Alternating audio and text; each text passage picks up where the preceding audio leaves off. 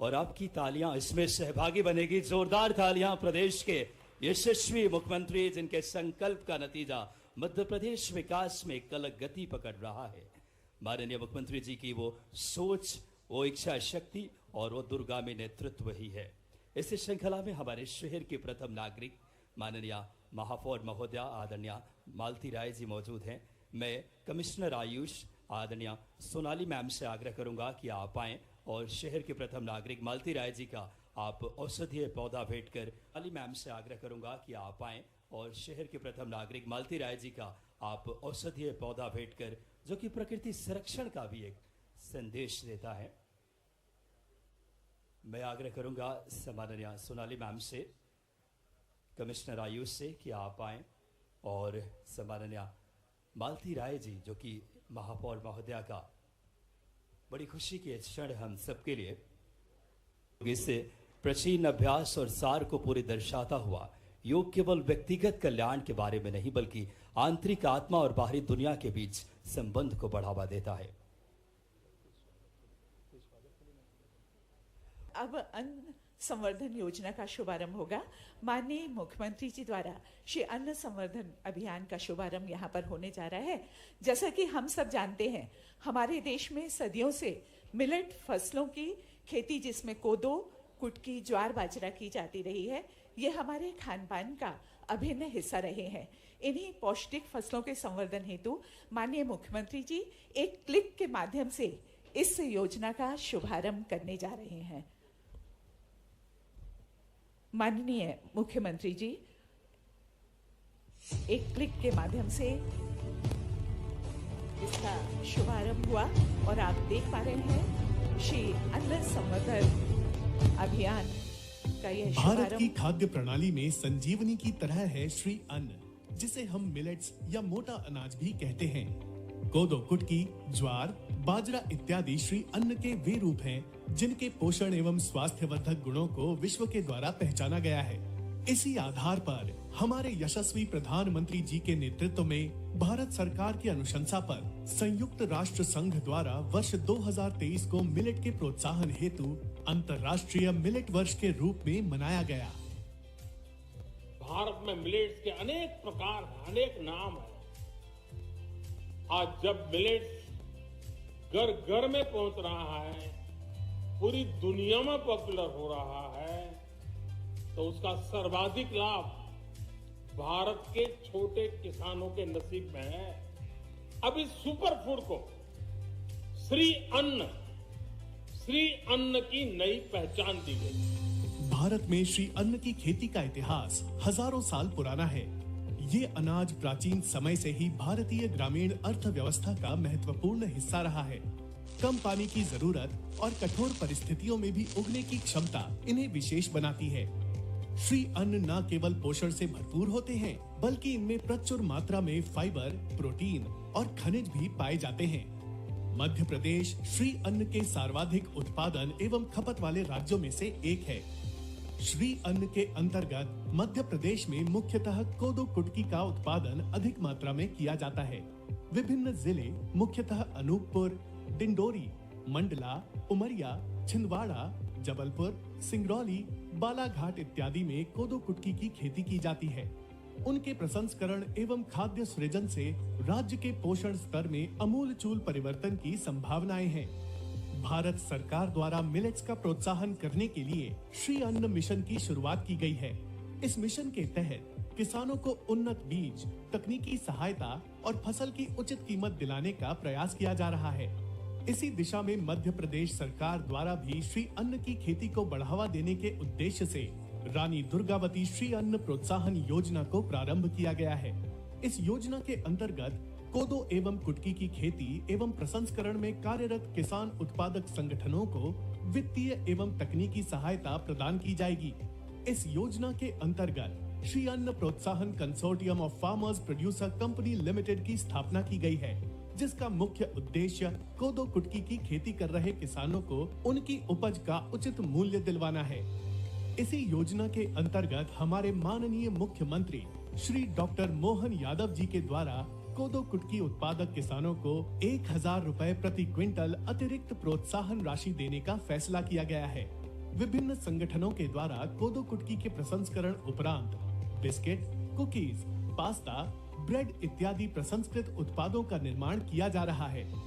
श्री अन्न सिर्फ एक अनाज नहीं, बल्कि हमारी संस्कृति, हमारी विरासत, हमारी स्वास्थ्य और समृद्धि का प्रतीक है। आइए मिलकर इस अनमोल धरोहर को संरक्षित करें और अपने जीवन में इसे अपनाएं।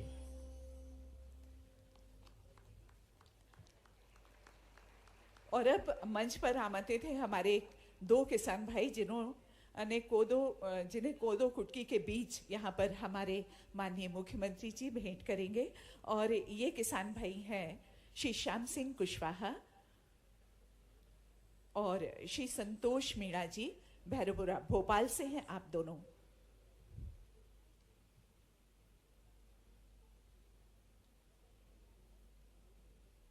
किसान भाई कृपया ऊपर आएं शीघ्रता से।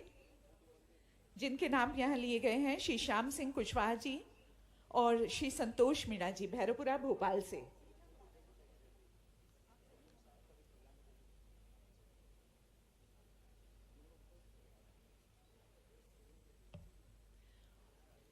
उत्पादन प्रसंस्करण की उन्नत तकनीक के प्रशिक्षण के लिए प्रदेश स्तर पर कृषकों के शैक्षणिक भ्रमण तथा प्रशिक्षण कार्यक्रम भी इस दौरान आयोजित किए जा रहे हैं। और यहाँ पर कोदो कुटकी के ये बीज यहाँ प्रदान किए जा रहे हैं, इन्हें भेंट किए जा रहे हैं।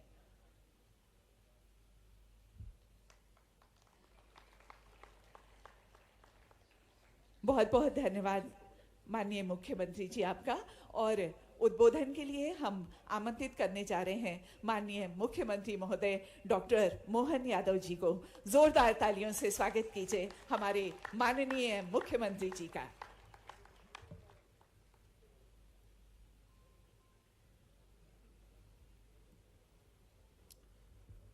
अंतर्राष्ट्रीय योग दिवस के इस अवसर पर राज्य स्तर पर पूरे इस संपूर्ण आयोजन में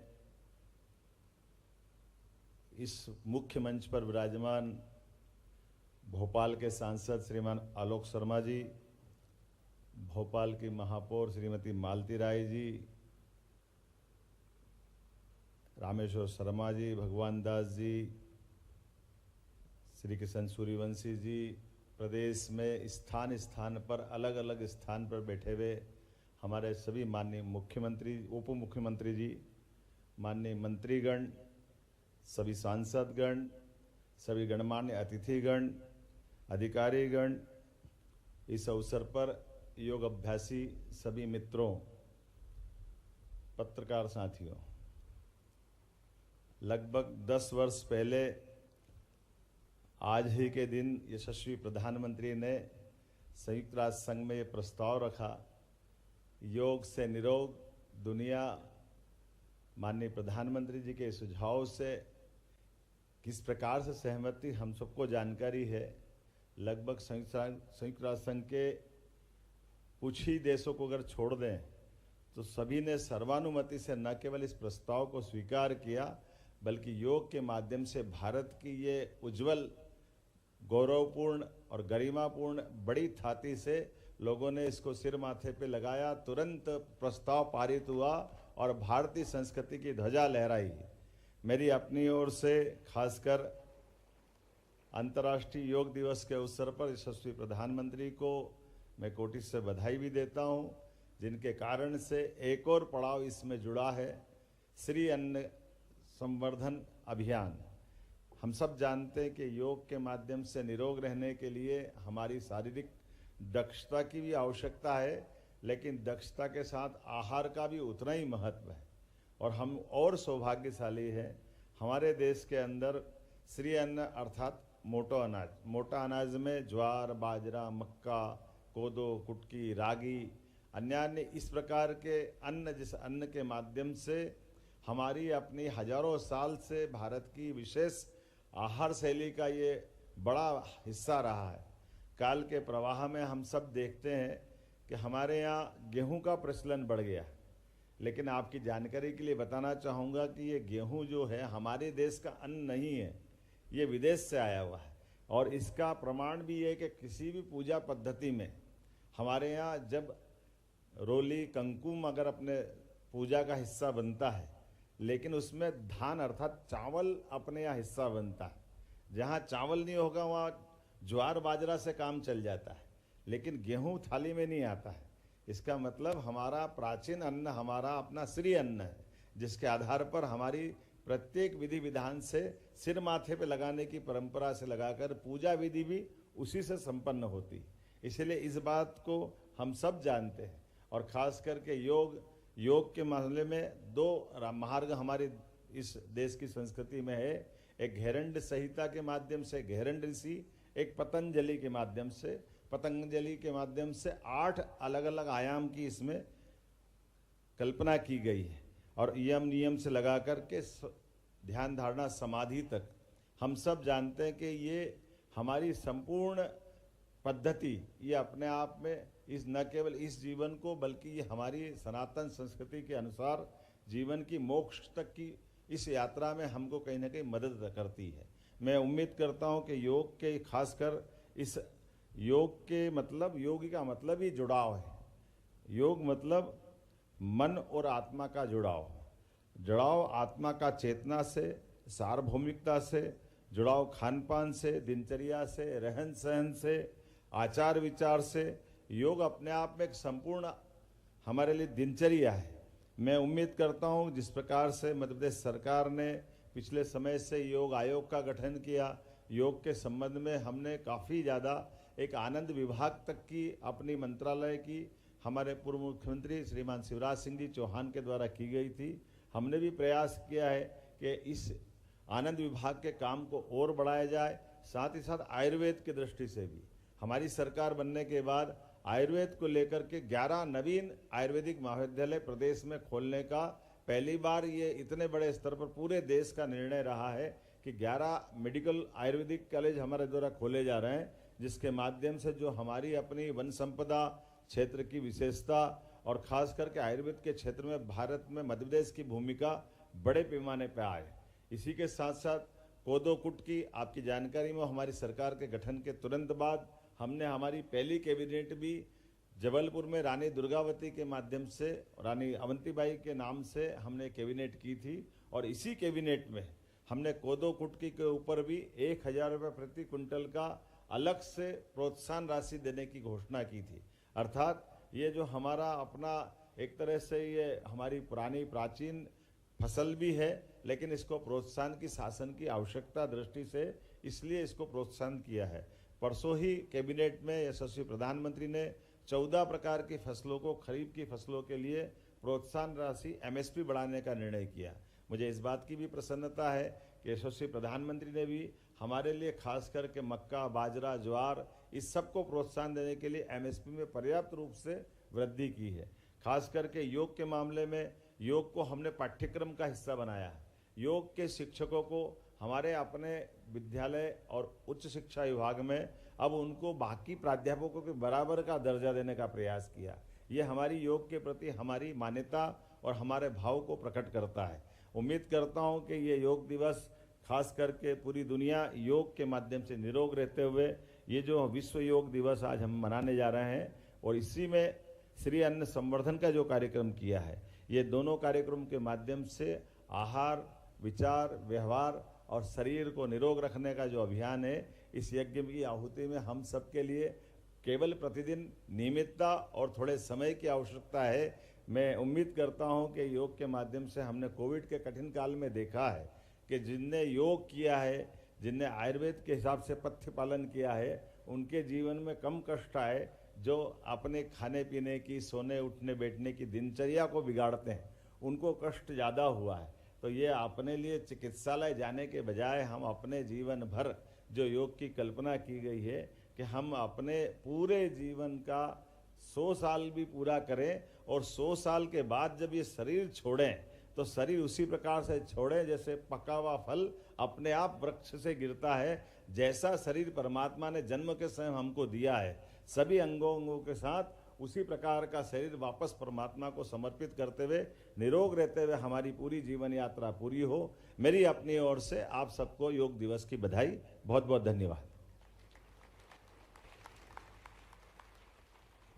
बहुत बहुत धन्यवाद यशस्वी मुख्यमंत्री जी के लिए जोरदार तालियां बजाएं एक बार। वाकई में पूरे विश्व में भारत की जो एक अपनी बात करें गरिमा है, जो भारत का अपना परंपरागत जो संस्कृति है, और माननीय मुख्यमंत्री जी ने तमाम बिंदुओं को रेखांकित किया। और ये हम सब के लिए आज गर्व की अनुभूति होने वाले क्षण है कि जहां 175 से ज्यादा देशों ने योग को अपना बात करें पूर्ण सहमति से व संयुक्त राष्ट्र संघ में जिन्होंने भारत के इस परंपरागत इस वर्ष अंतर्राष्ट्रीय योग दिवस थीम है स्वयं और समाज के लिए योग। और आप सबके लिए बड़ी खुशी की बात है कि हमारे यशस्वी प्रधानमंत्री जी जो देश की समृद्धि, तरक्की और लगातार विकास के लिए प्रतिबद्ध है, और आज इस योग दिवस के पावन अवसर पे हम अपने देश के यशस्वी प्रधानमंत्री जी को भी हम सुन पाएंगे। एक बार जोरदार तालियां बजाएं हम सब। कितनी गौरव की बात है कि 10 वर्ष पूरे हो रहे योग में स्वयं और समाज के लिए योग। हमारी वसुधैव कुटुंबकम का देश है, जो पूरी वसुधा को अपना परिवार मानते हैं हम सब, और पूरी दुनिया में योग के रूप में भारत ने एक ऐसा पताका लहराया है जहां पूरा विश्व में भारत का गौरव मस्तक ऊंचा हुआ है। स्वयं और समाज के लिए योग इस प्राचीन अभ्यास के सार को पूरी तरीके से दर्शाता है। योग केवल व्यक्तिगत कल्याण के बारे में नहीं, यह आंतरिक आत्मा और बाहरी दुनिया के बीच संबंध को बढ़ावा देता है। फिलहाल कुछ ही पलों में यशस्वी प्रधानमंत्री जी जुड़ेंगे। फिलहाल आप तक योग के विषय में एक ये फिल्म देखते हैं जोरदार तालियों के साथ। अब हम योग का अभ्यास चालन क्रिया से प्रारंभ करेंगे। ये शरीर में रक्त संचार को बढ़ाता है, थकान तथा शरीर की जकड़ाहट को दूर करता है। ग्रीवा चालन, गर्दन का व्यायाम। प्रथम चरण, गर्दन को आगे और पीछे झुकाना। सचेत मुद्रा में खड़े हों, पैरों को आरामदायक स्थिति में फैलाएं, हाथों को कमर पर रखें। श्वास छोड़ते हुए सिर को धीरे धीरे आगे की ओर झुकाएं। ठुड्डी को छाती से स्पर्श कराने का प्रयास करें। श्वास लेते हुए सिर को पीछे ले जाएं। श्वास छोड़ते हुए सिर को वापस लाएं। ये अभ्यास आराम से करें। ग्रीवा चालन, गर्दन का व्यायाम। द्वितीय चरण, ग्रीवा को बाईं व दाईं ओर झुकाना। श्वास को छोड़ते हुए सिर को दाईं ओर झुकाएं। जितना संभव हो कान को कंधे के निकट तक ले जाएं। श्वास भीतर लेते हुए सिर को सामान्य स्थिति में ले जाएं। श्वास छोड़ते हुए सिर को धीरे धीरे बाईं ओर झुकाएं। श्वास भीतर लेते हुए सिर को वापस सामान्य स्थिति में ले जाएं।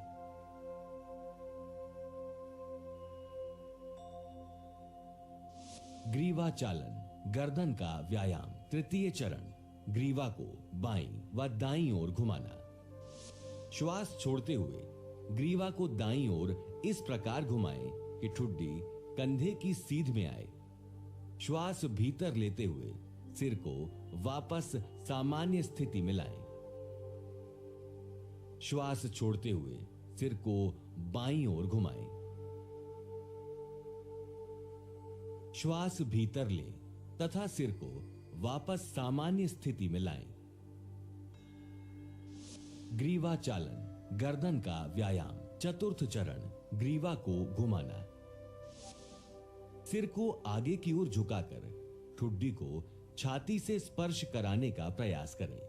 श्वास भीतर लें तथा गर्दन को घड़ी की सुइयों की दिशा में घुमाएं।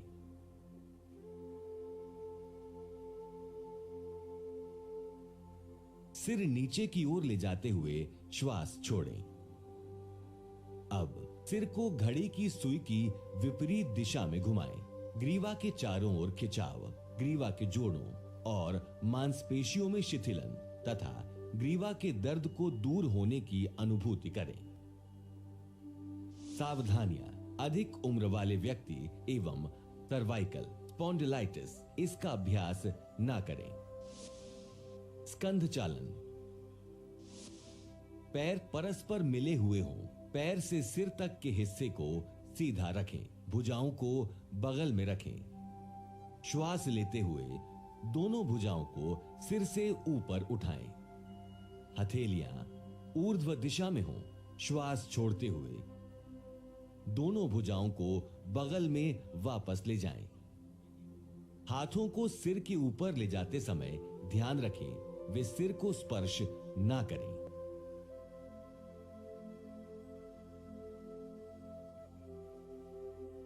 इसी तरह जब हाथों को नीचे लेकर आएं तो वो जांघों को स्पर्श ना करें।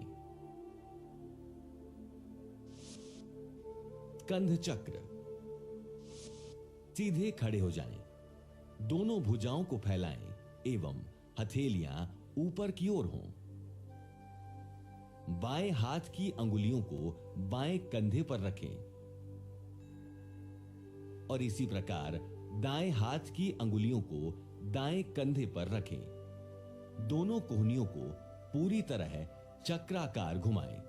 कोहनियों को आगे की ओर लाते हुए परस्पर स्पर्श कराने का प्रयास करें। इसी प्रकार पीछे की ओर ले जाते हुए कानों से स्पर्श कराने का प्रयास करें। इसी तरह विपरीत दिशा में भुजाओं को खींचते हुए घुमाएं और कोशिश करें कि इस दौरान भुजाएं शरीर को स्पर्श करें।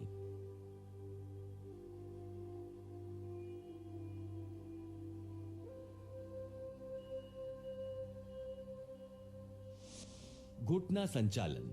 घुटनों को चलाना। श्वास भीतर लेते हुए भुजाओं को कंधे के स्तर तक लाएं तथा हथेलियों को नीचे की ओर रखें। श्वास छोड़ते हुए घुटने मोड़ें तथा अपने शरीर को बैठने की स्थिति में ले आएं। श्वास भीतर लेते हुए शरीर को सीधा करें।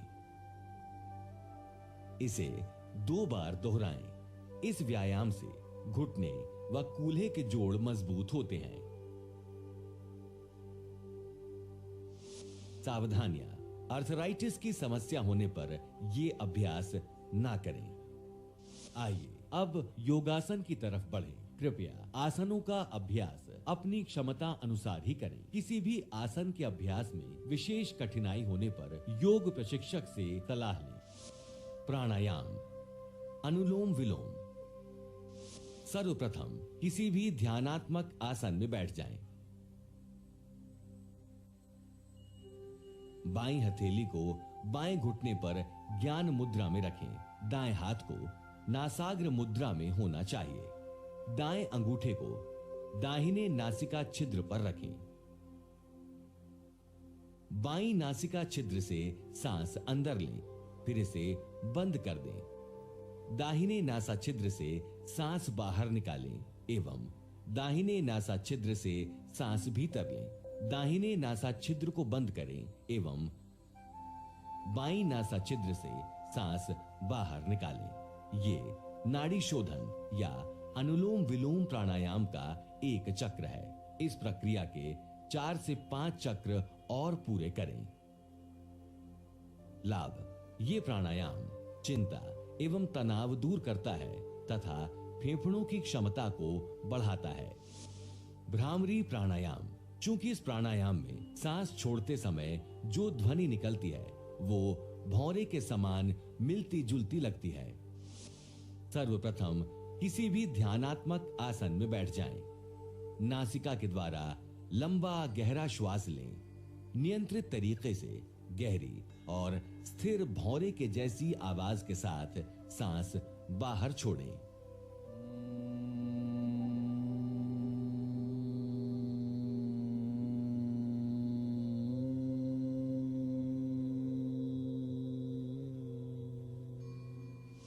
ध्यान लगातार चिंतन मनन की एक क्रिया है। सर्वप्रथम सुखपूर्वक तथा स्थिर होकर ध्यानात्मक आसन में बैठें। इसके पश्चात रीढ़ की हड्डी को सीधा रखते हुए अपने हाथ, पैर और कंधों को ढीला रखने का प्रयास करेंगे व सिर को सीधा रखेंगे। अब हम ज्ञान मुद्रा में बैठेंगे। अब हम अपने शरीर के सभी अंगों पर ध्यान लगाएंगे तथा आती जाती श्वासों को महसूस करेंगे। जब हम श्वास को अंदर की ओर लेंगे तब उसकी शीतलता के स्पर्श को महसूस करेंगे। इसी प्रकार जब हम श्वास को बाहर निकालेंगे तब उसकी गर्माहट को हम महसूस करेंगे। इससे हमारा मन बाहरी विचारों से हटकर श्वास पर केंद्रित होगा। उसके पश्चात अपना ध्यान आंखों की ऊपर भौंहों के मध्य में केंद्रित करने का प्रयास करेंगे। इस प्रकार अंतर्मुखी होकर शांत अवस्था में अधिकाधिक रहने का प्रयास करेंगे। ये निरंतर अभ्यास की प्रक्रिया है। इसे नियमित रूप से 1 मिनट से शुरू कर अपनी सामर्थ्य अनुसार अधिक समय तक किया जा सकता है। लाभ: ये अभ्यास तनाव को दूर करता है, मन को नियंत्रित करता है तथा स्मृति को बढ़ाता है एवं सकारात्मक भावों को उत्पन्न करता है।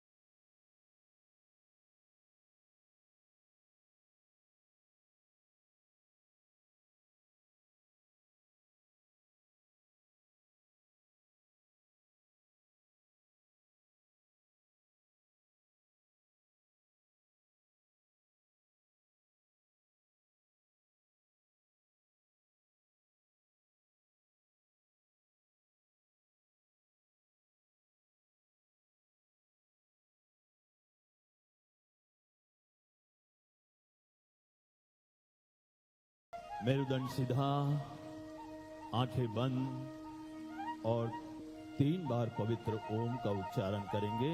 उस परमात्मा को पुकारेंगे।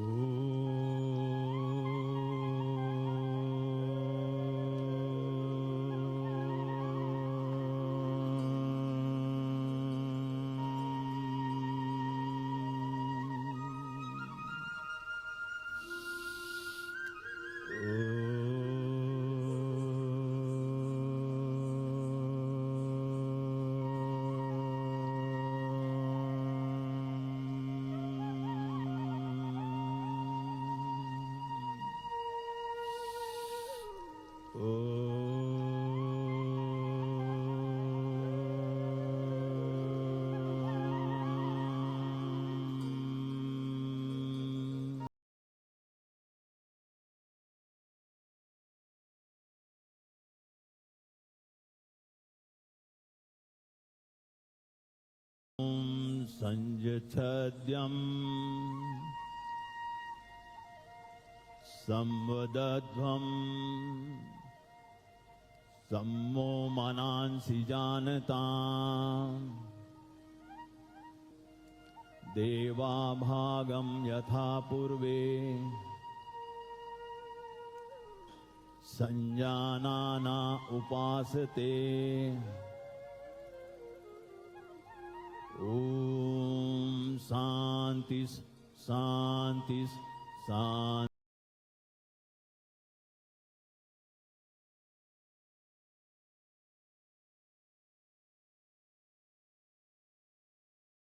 अभ्यास के लिए खड़े होंगे, खड़े हो जाइए।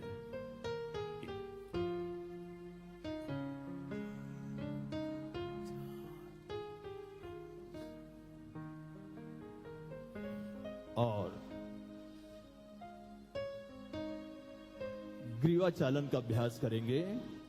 दोनों हाथ कमर में। हर अभ्यास को 5 की गिनती में करेंगे और 2-2 बार करेंगे। स्टार्ट। 1 2 3 4 5। बीच में लाएंगे। 1 2 3 4 5। नीचे 1 2 3 4 5। फिर से बीच में 1 2 3 4 5। पीछे की ओर 1 2 3 4 5।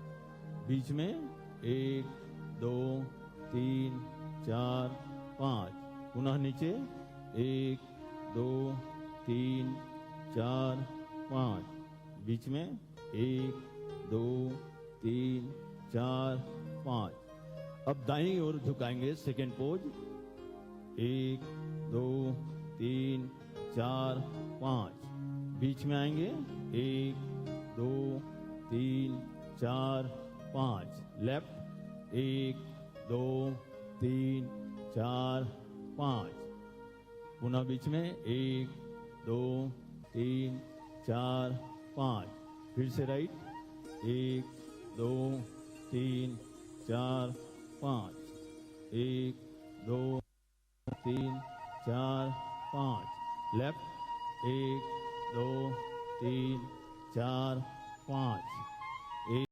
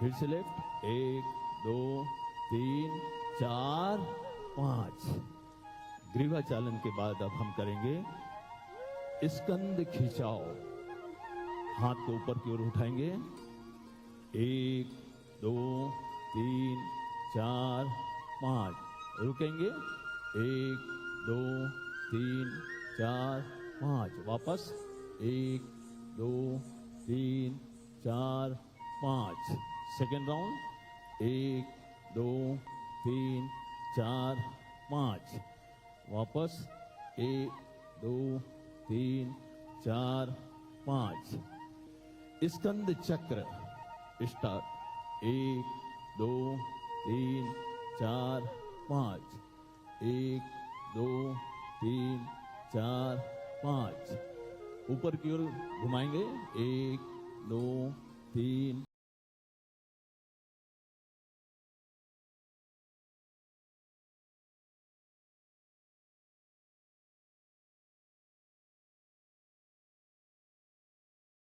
1 2 3 4 5 1 2 3 4 5 वापस 1 2 3 4 5 हाथ वापस 1 2 3 4 5 अब करेंगे कटी चालन दाहिना पैर को थोड़ा फैलाएंगे कटी चालन 1 2 3 4 5 दाईं ओर जाइए होल्ड करिए 1 2 3 4 5 वापस 1 2 3 4 5 लेफ्ट 1 2 3 4 5 यहाँ रुकिए 1 2 3 4 5 वापस 1 2 3 4 5 1 2 3 4 5 होल्ड 1 2 3 4 5 वापस 1 2 3 4 5 लेफ्ट 1 2 3 4 5 होल्ड 1 2 3 4 5 वापस 1 2 3 4 5 अब हम करेंगे घुटना चालन 1 2 3 4 5 यहां रुकेंगे 1 2 3 4 5 वापस 1 2 3 4 5 सेकेंड राउंड 1 2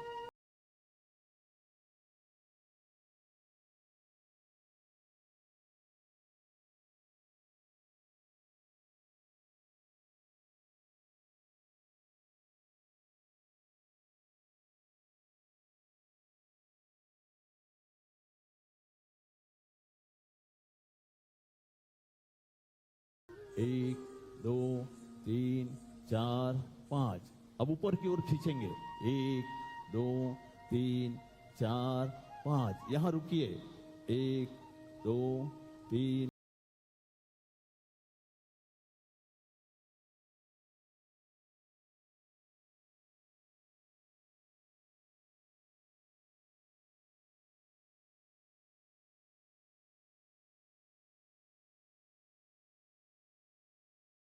1 2 3 4 5 हाथ वापस 1 2 3 4 5 1 2 3 4 5 वृक्षासन दाहिना पैर पहले उठाएंगे और जंघाओं में रखेंगे स्टार्ट 1 2 3 4 5 अब हाथ उठेगा 1 2 3 4 5 होल्ड करेंगे 1 2 3 4 5 वापस 1 2 3 4 5 पैर वापस 1 2 3 4 5 लेफ्ट 1 2 3 4 5 हाथ उठेगा 1 2 3 4 5 होल्ड 1 2 3 4 5 हाथ वापस 1 2